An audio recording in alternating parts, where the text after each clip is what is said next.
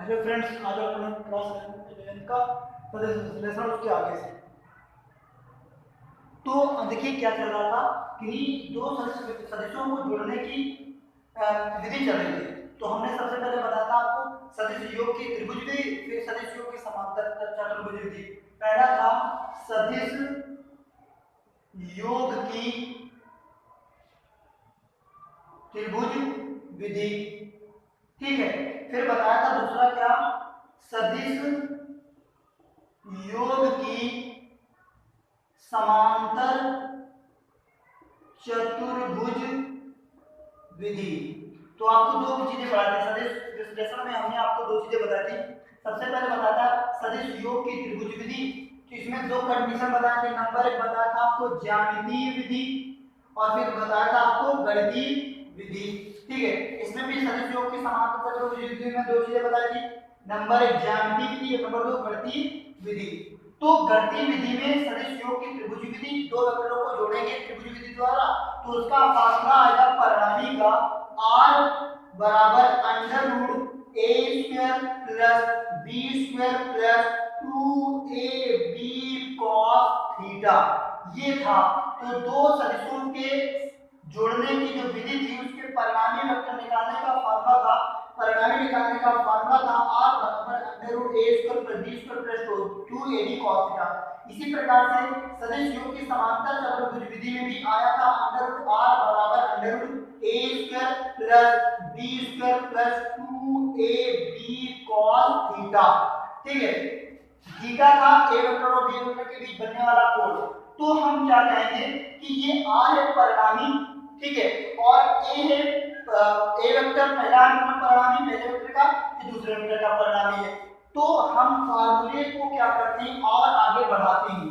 तो यहाँ पर जो है सदिश योग की जो विधि होगी जोड़ने की, दो वेक्टरों को जोड़ने की अगर विधि निकालेंगे तो दो वेक्टरों को कैसे जोड़ा जाएगा। तो हमें पता r बराबर अंडर रूट, अगर आपको a वेक्टर दिया गया है, ठीक है, और b वेक्टर आपको दिया गया है, a वेक्टर का परिमाण और अगर आपको b वेक्टर का परिमाण दिया गया है, तो इनको जोड़ेंगे तो इसका परिणामी आएगा r बराबर under root a square plus b square plus 2ab cos theta.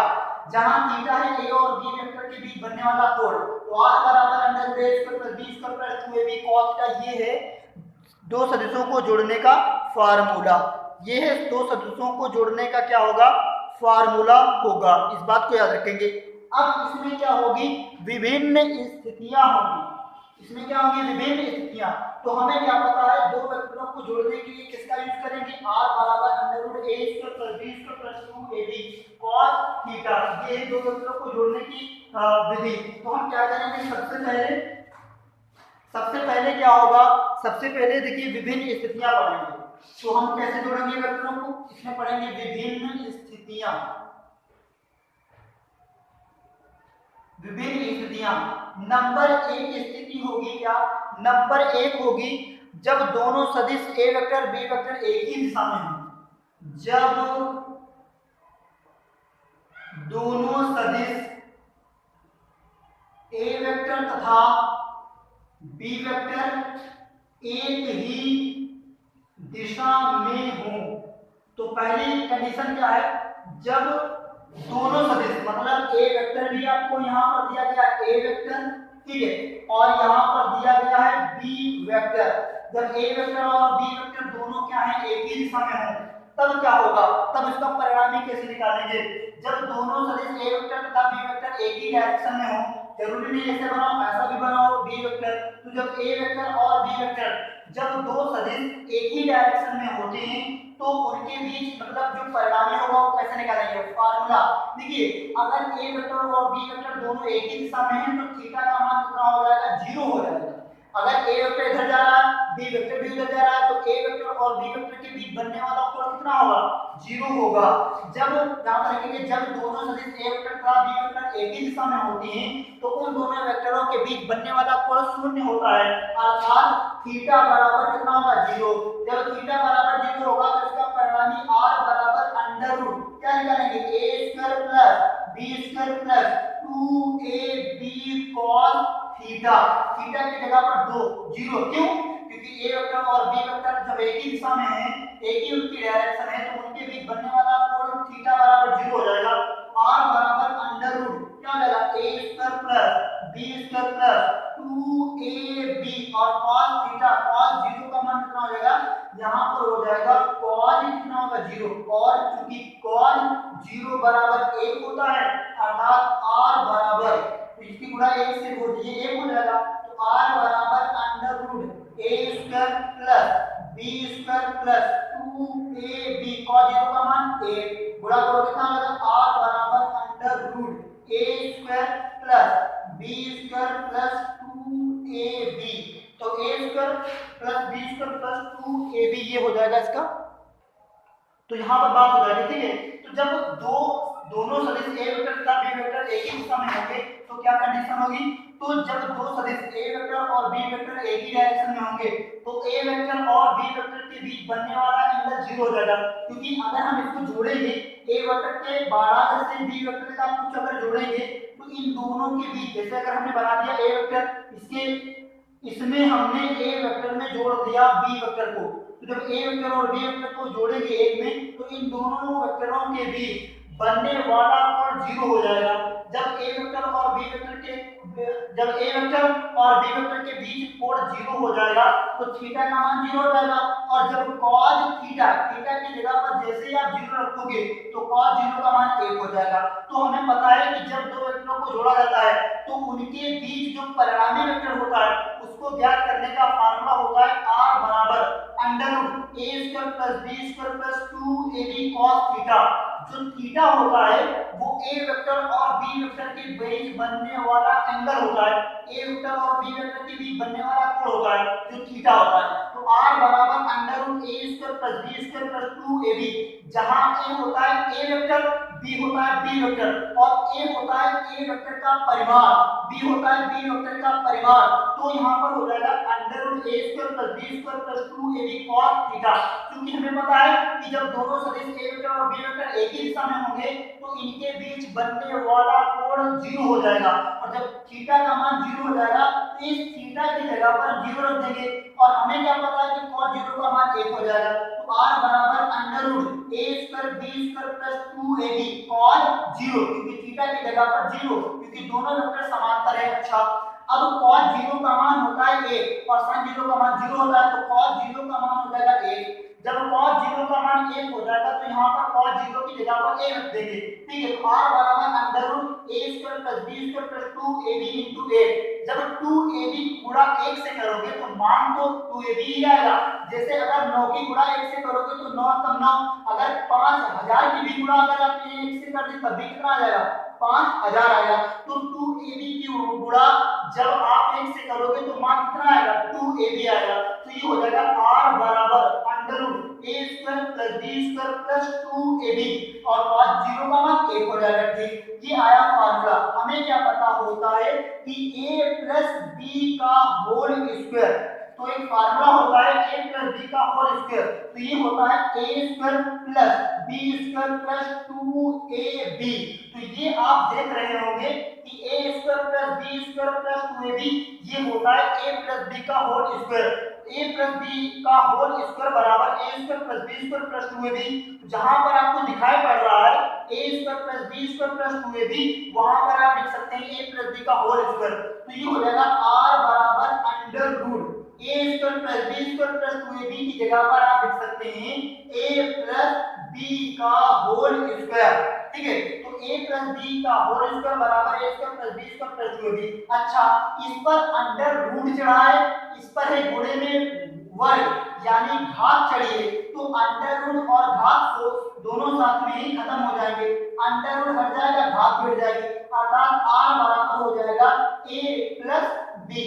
अर्थात जब किसी दो वेक्टर एक ही डायरेक्शन में होते हैं, जब दो वेक्टर a वेक्टर और b वेक्टर अगर एक डायरेक्शन में है तो उनको आप गणितीय विधि द्वारा a वेक्टर का परिमाण अगर b वेक्टर का परिमाण पता होता है तो उनको ऐसे जोड़ते हैं। माना जो आपके पास तीर थी वो 5 सेंटीमीटर की थी लंबाई की, और दूसरा जो तीर था b वेक्टर वो 4 सेंटीमीटर, तो जब इनको जोड़ोगे तो 5 और 4 कितना हो जाएगा 5 और 4 हो जाएगा 9 सेंटीमीटर। अर्थात इसका परिमाणिक परिणाम कितना आएगा, वो आ जाएगा 9 सेंटीमीटर। तो आपको पता हो गया होगा कि जब दो वेक्टर ए वेक्टर और बी वेक्टर एक ही दिशा में होंगे, जब दो ए वेक्टर और बी वेक्टर एक ही दिशा में होंगे तो उनके बीच बनने वाला कोण 0 होगा। ए वेक्टर और बी वेक्टर जब दोनों समांतर होंगे तो उनके बीच बनने वाला कोण 0 होगा। जैसे ही फार्मूला परिणामी वेक्टर निकालने का दिखाएंगे, r बराबर √a² + b² + 2ab cos theta. Theta की जगह पर 0 क्यों रख रहे हैं, थीटा की जगह पर 0?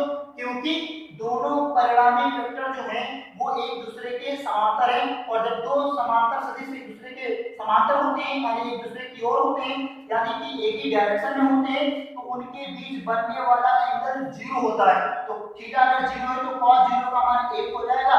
जब cos 0 का मान 1 हो जाएगा तो 2ab की गुणा x से करोगे 2ab हो जाएगा। देखेंगे यहाँ पर क्या बन रहा है, a² + b² + 2ab बन रहा है, और a² + b² + 2ab होता है a + b का होल स्क्वायर। a + b का होल स्क्वायर हो जाएगा। जब a + b का होल स्क्वायर हो जाएगा इसका मतलब r बराबर √a + b का होल स्क्वायर। इसकी जगह पर a + b का होल स्क्वायर कर देंगे, अंडर और वर्ग खत्म हो जाएगा, अंडर और वर्ग खत्म हो जाएगा, तो ये बन जाएगा r बराबर a + b।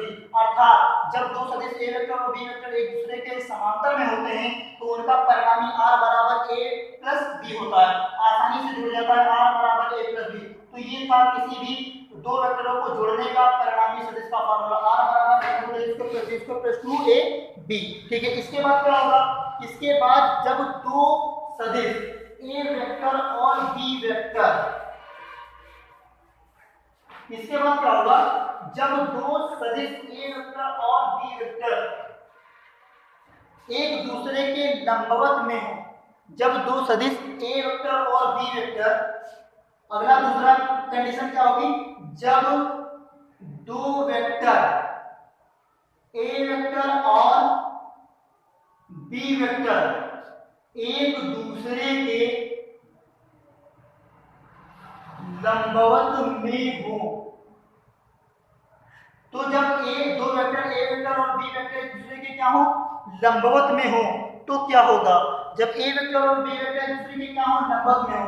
देखिए मान लेते हैं ये क्या है, a वेक्टर है, ठीक है, और ये क्या है, b वेक्टर है। तो अगर ये a वेक्टर है और ये क्या है, b वेक्टर, और ये एक दूसरे के क्या है, लंबवत में है।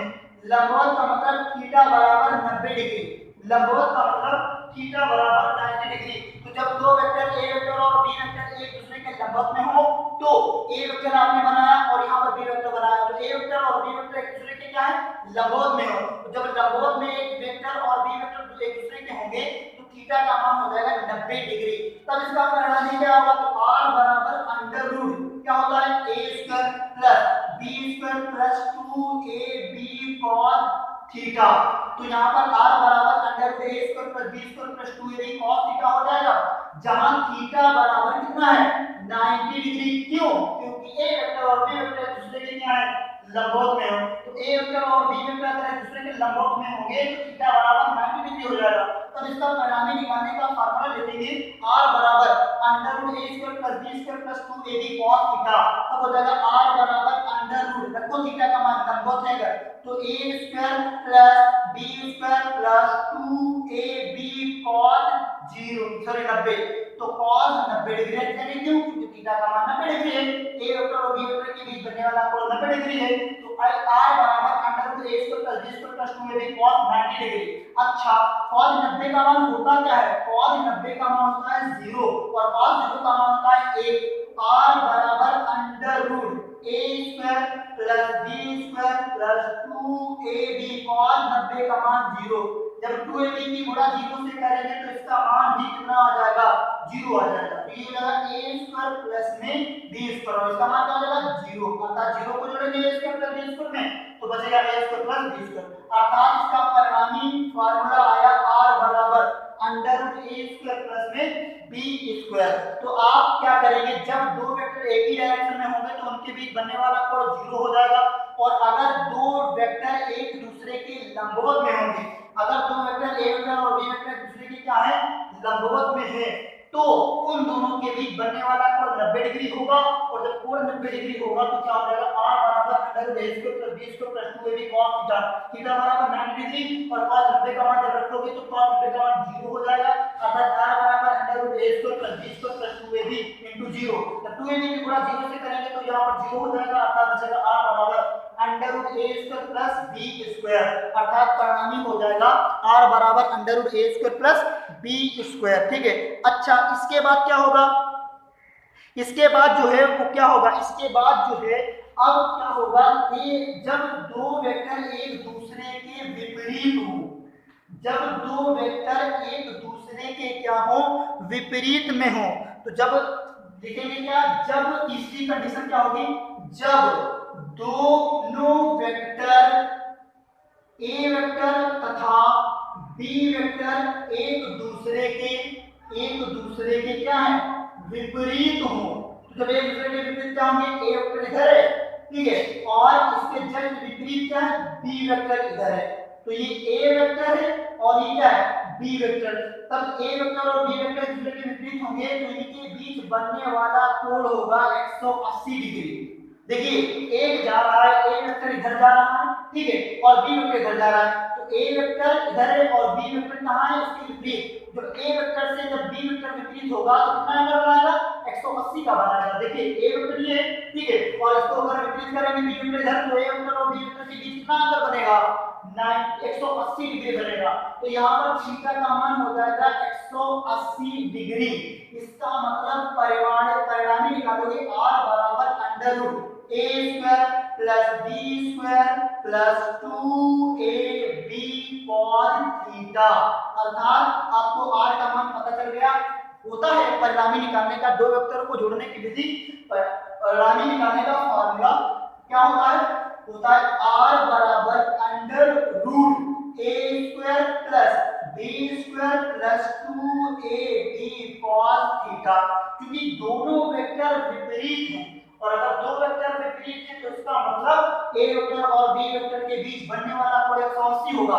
अगर एक ही डायरेक्शन में तो 0, लंबवत है तो 90 डिग्री, और अगर ए वेक्टर और बी वेक्टर एक दूसरे के विपरीत हैं तो इसका मतलब थीटा बराबर 180 रखो। r बराबर हो जाएगा under root A square plus B square plus 2ab cos 180 degree, और cos 180 डिग्री बराबर माइनस का 1 होता है, तो cos 180 माइनस का 1 हो जाएगा, तो r बराबर अंडर रूट क्या जाएगा, a square plus b square plus 2ab, और 180 का मान माइनस से की गुणा करोगे यहाँ पर कितना हो जाएगा, under root a square plus b square minus 2ab। और आपको पता है a square plus b square minus 2ab का फार्मूला, तो ये हो जाएगा under root a minus b का होल स्क्वायर।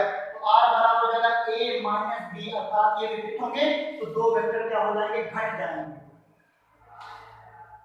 जब दो वेक्टर एक बार ए व बी दोनों एक दूसरे के क्या हैं, जब दोनों वेक्टर ए व तथा बी एक दूसरे के विपरीत हों तो r बराबर under root a square plus b square plus 2ab cos theta लगाएंगे। लेकिन हमें पता होना चाहिए कि जब दो वेक्टर एक दूसरे के विपरीत होंगे तो कितना एंगल बनाएंगे, तो a वेक्टर और b वेक्टर एक दूसरे के जब विपरीत हैं तो इसका मतलब a वेक्टर और b वेक्टर के बीच बनने वाला कोण 180 होगा। जब a वेक्टर और b वेक्टर के बीच बनने वाला कोण 180 होगा तो यहाँ पर cos थीटा की जगह पर 180 रखेंगे, cos थीटा 180 का मान हो जाएगा माइनस का 1, cos 180 का मान माइनस का 1, और जब माइनस का 1 होगा तो माइनस 1 की गुणा प्लस के 2ab से करोगे तो माइनस का कितना हो जाएगा, माइनस का हो जाएगा 2ab, और यहाँ पर दिखाई पड़ेगा a square plus b square minus 2ab का फार्मूला होता है a माइनस b का whole square. a minus b का होल स्क्वायर हो जाएगा तो यहाँ पर अंडर रूट वर्ग खत्म हो जाएगा, तो r बराबर a माइनस b, अर्थात जब दो वेक्टर एक दूसरे के विपरीत होते हैं तो इसका मतलब वे दोनों घट जाते हैं। तो ये तीन कंडीशन, आई होप आपको समझ में आएगा। इतना ही, बाकी